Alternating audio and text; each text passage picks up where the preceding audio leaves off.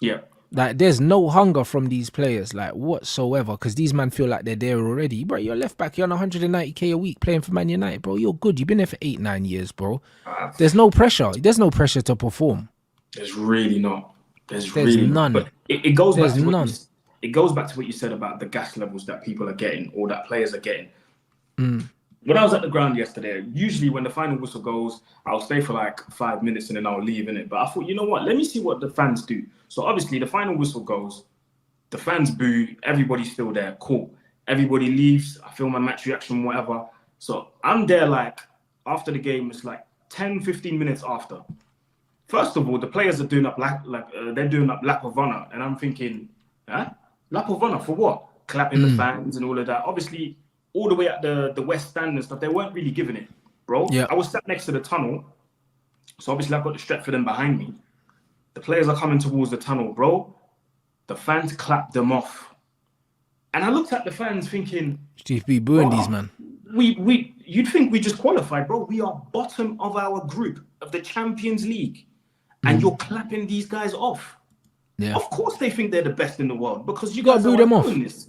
Bro, there would have been white hankies, bro. At Real Madrid, they would have invaded the pitch. Forget white You know what I handkerchiefs. mean? The white handkerchiefs and everything, they would have done that time ago, bro. And it's bizarre how the standards are falling, bro. Let me say this again. We are bottom of our group in the UEFA Champions League. This has never happened in our history before, and you're clapping these guys off. Mm-hmm. They should be feeling the anger that we're feeling. And then I'm hearing them sing "United will never die," and I just stood there in disbelief, but I couldn't believe it. But we been dead, fam. You know, like that. Man saying, I thought the performance was very good. We didn't deserve to lose, but we lost the game. Bruv, what do you mean? I Bro, we thought had that was one a shot on joke. target. When I saw the quote, I thought that was a joke. We had one shot on target. Man said we didn't deserve to lose. And you know what's crazy, yeah?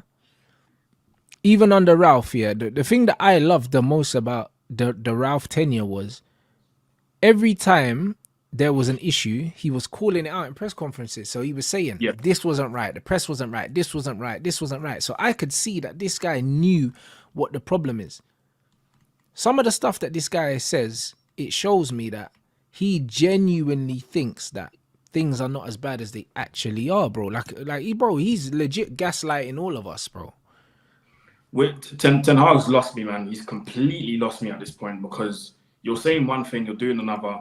You're telling us that you couldn't play Varane because of tactical reasons, and he couldn't play at left centre back because of tactical reasons. Then Mm, you play him in the exact same position you said he couldn't play because of tactical reasons. mm. So, and against Bayern Munich as well. And now, obviously, you're going to play him against Liverpool. If we lose, he's probably going to be the scapegoat. So, listen, I don't know anymore with Ten Hag, man. I think, and it's not even a thing where I'm literally saying, "Oh, out, bro." He's out already. It's just a matter of when and how. It's just a matter of when at this point. It's not even if. It's just when. And my belief is it will probably be after Liverpool because that Liverpool slapping is coming. It's Yeah, I coming, bro. think they get a new manager in for January. Yeah, If together with the new what's it called, the new board and stuff. Yeah, get the new CEO, get the new DOF, get the new manager in. Do you know what I mean? Like, I personally wouldn't sell. I wouldn't sell anyone. I wouldn't bring anyone in. I'd keep it exactly the same, and I'd just try Yeah, and I'd be have an eye on the summer window, yeah. and I'd just be trying to rebalance the team and work out how I want to play, who I want to keep, who I want to let go. That's what I would use the rest of the season for. I don't see the point in a manager coming in and letting go of any players before they've seen them. Yeah, you 'Cause- can't really do much in January anyway, so yeah. yeah, I'd probably say the same. But yeah, for me, usually I've got this rule where I give a manager 18 months. It's been way beyond 18 months now.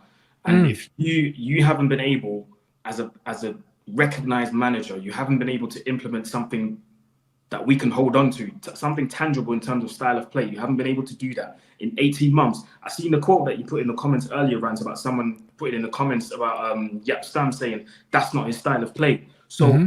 literally, Yap Stam can see it. We can see it. My question is, why did you change your style of? Why did you abandon it? Because we all know this transition thing is not your style of play. We all know it. We're not dumb, Eric. Stop taking us for idiots. We know this is not your style of play. So why would you want to change it up all of a sudden? Why? You're better off sticking to your guns. You're getting pammed 5-0 the way, or 4-0 the way we did against Brentford last season. You're better off sticking to that until it sticks.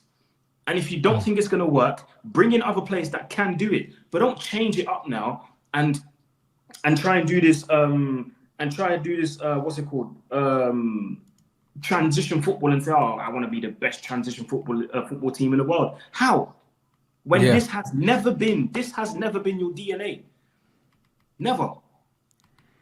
Bro, he's come in and he's trying to do something that he's not equipped for, which shows me that we brought in the wrong manager in the first place.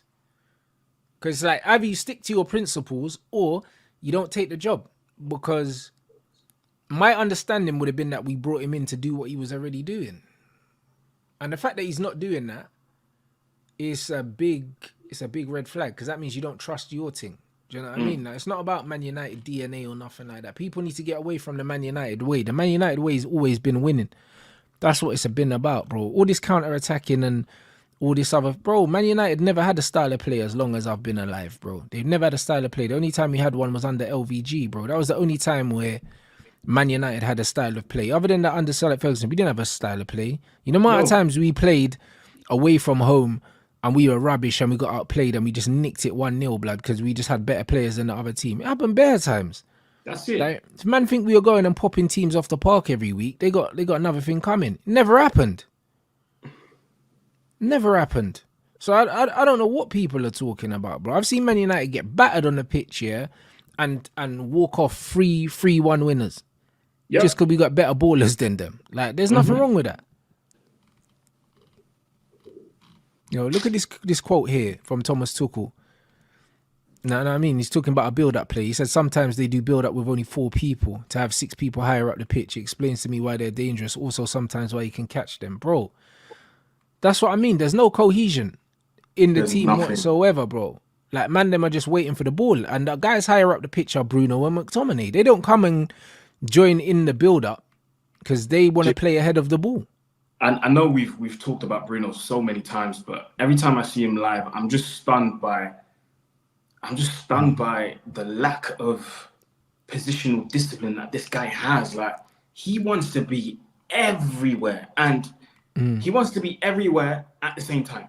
So he runs around like a madman, trying to make stuff happen, leaving positions open, leaving spaces open. I'm just like, what are you doing? And yesterday, more than ever, every time he had the ball, he tried to go long and he tried to play that.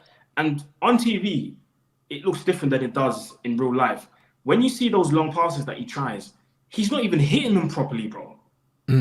He's not even hitting them. He literally just puts his foot through the ball and it just goes anywhere. He's not even. He kicks the ball like he's trying to score, blood. Like, he strikes the ball like he's shooting all the time. Literally. By all means, if you want to do that, try and float the balls like Maguire does. Try and do that. Yep. No, horrible footballer, bro. And the thing is, it's like, it's taken 3 years for people to catch on to what he is, bro. Like, I seen him from what he was and what he is as soon as he came to the game. And this is the problem with stats. You know what it is? Because he front-loaded his stats, it almost gave him a cushion to just be useless, bro. And this is what I say about the modern game again, statistically, yeah. Players get judged on their output. People were saying he was one of the best midfielders in the world because he was putting up numbers when the majority of them wouldn't be classed as assists 10, 15 years ago. Little passes to the side, a man of scoring. And bagging a bunch of penalties, bro. Like, he's never been that guy, bro. But because he started in such an impactful way, yeah, and he had such freedom in that Oli system, like, he had the start to, like, what Jude's doing now at Real Madrid, the freedom. That's all he had. He just had mad freedom. He's dead. Do you know what I'm saying? And to answer this super chat, he said, so you go through the list of players and prove how bad they are, and then you still blame the manager. Do you see the irony? Bro, I named like 3 players, bro. Relax. Do you know what I'm saying? And furthermore, yeah, Man United have a squad of 20-odd man. You don't need 20-odd man to win the league, bro. You only need 16 players. Like, you can also have players that are not that good and still get results, bro, because how many Bournemouth men are you taking in this team? The team that beat us 3-0 could have been 4-0.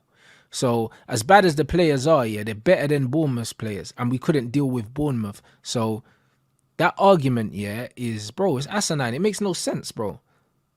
Like, what are people talking about? Like, man can blame the players, but first, explain to me why teams with lesser players than us are beating us comfortably. If it's not the manager. That's the word, man. Comfortably. Apart from Bayern yesterday, they didn't even get out of first gear. They didn't have to. But someone like Bournemouth, I've seen what's their number 10? Was it Christie? And then they had their number 4 as well, Lewis Cook. Come on, man. Are you taking the mick? These guys, Christie and Lewis Cook, Boston midfield against Manchester United at Old Trafford. Come on, man. But this is what I'm saying, and then Billing off the bench, bro, with the poster on Luke Shaw. Do you know what I mean? Bro. And this is what I'm trying to say. Like, for me, I can't deal with all this. I can't deal with all this. We can talk about the players till the cows come home. You look at Man United's front three, all of Man United's best attackers are not playing right now, bruv. All of them. So, and you can include Casemiro in that as well, because he's literally one of our best attacking players, and people are profiling him as a number 6. But bro, like, he's one of our most dangerous players from set pieces. He's very good at arriving in the box late as well, bro. Like, and Cass has proven himself in this team as a player that you can rely on to score goals. Like, he's proven that. So it's one of them things when you look to think that Ahmad, Sancho, Martial, Rashford, Cass are all not playing for whatever reason, and then we've also got Greenwood out on loan. All the players I mentioned are better than the front three that's starting week in, week out for us right now. But I asked the question as well, man. I asked the question to people.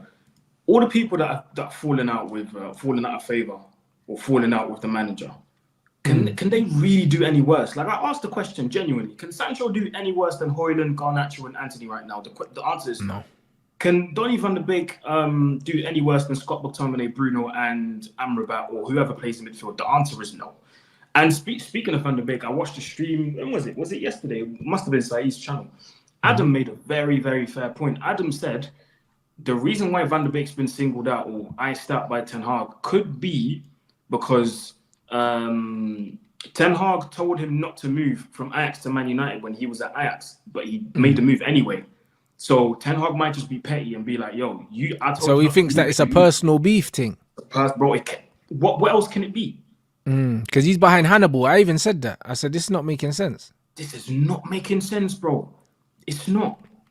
And yeah, Donny is going to Frankfurt. Yeah, I've seen the what's it called, the reports and whatnot. That's not a bad move for him.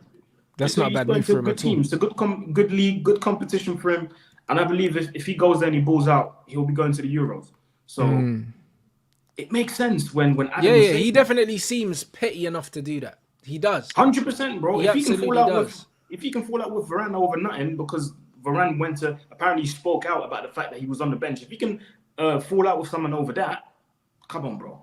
And also they said that some senior players approached him about his methods or something like that, and he didn't take too well to it. And it's probably Varane and Cass, because them man started to kind of get frozen out as well. So I don't know. It's just, the thing is, he's got a massively overinflated ego for a manager that's done very little in the game. And the thing is, at a club like Manchester United, where there are players there that have won stuff, they are going to tell you about yourself, bro. Like, whether you like it or not, they are. And he's just one of them guys where he has to be at a small club.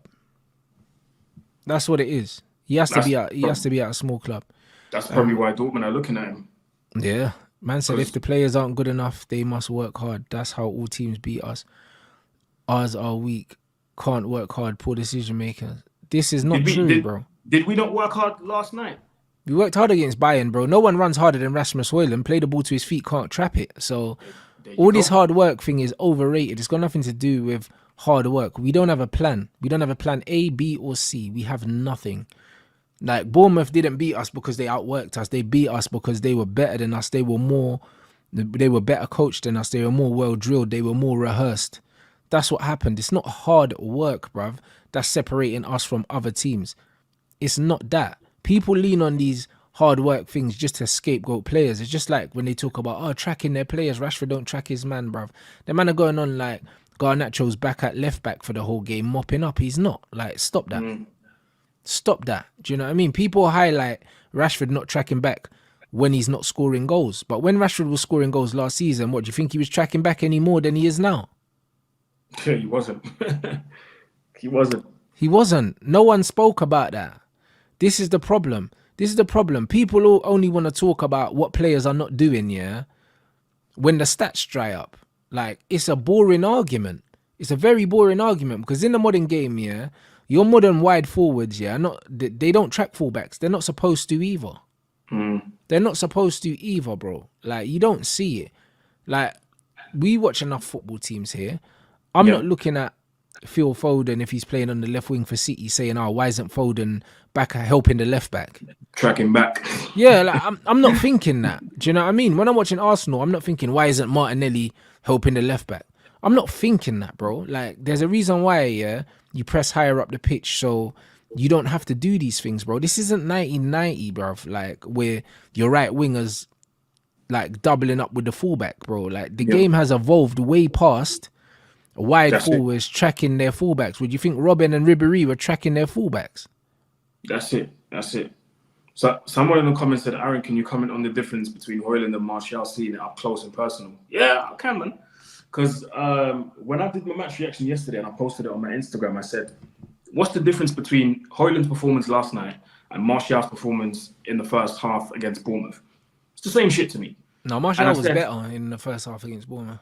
Yeah, and I did say, after I said, what's the difference? I said, I rather would have had Martial up front yesterday because at least Martial would have linked up play with all of his teammates, creating space for others to run into, dragging defenders with him. That leaves space for Garnacho on the left, and it leaves space for Anthony on the right. At least Martial would have done that. Hojlund yesterday, he's meant to be this big 6'2" striker. Like Everest said, he's a fighter. Yesterday, he got absolutely manhandled by Upamecano. Upamecano and Kim Min-jae took turns into bullying this Don. And I was watching it because the first half, the Bayern team was playing with their backs to us. So we were seeing everything. Bro, every time the ball was played into Hojlund, Upamecano was right there, bro. Bullying, man, bro. Kim Min-jae, I didn't expect Kim Min-jae to be this strong, but I didn't expect him to be this bully. But fam, yeah, but bro, Hojlund couldn't do nothing. Man know who to bully though, because once you lean on a striker once and you see that he don't want it, them man knew that they had his number yesterday. You could see it. They were getting there early.